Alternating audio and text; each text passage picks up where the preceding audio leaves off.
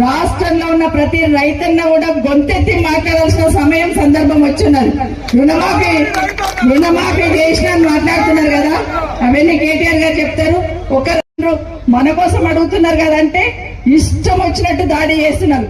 నిజంగానే అందరికి రుణమాఫీ చేస్తుంటే రేవంత్ రెడ్డికి భయం ఎందుకు అని అడుగుతున్నా. ఎవరు పోతే భయం ఎందుకు, ఎవరు అడిగితే భయం ఎందుకు.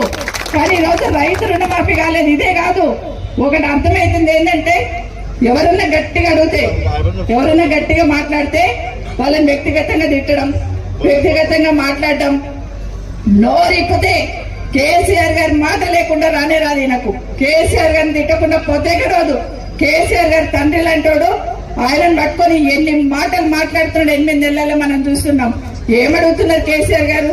బాగా పాలన చేయి, ప్రజలకు మంచి పాలన అందించు, నాకన్నా బాగా చేస్తాను కదా, నువ్వు కూడా చేయన్నారు. దానికి నోటికి వచ్చినట్టు మాట్లాడు.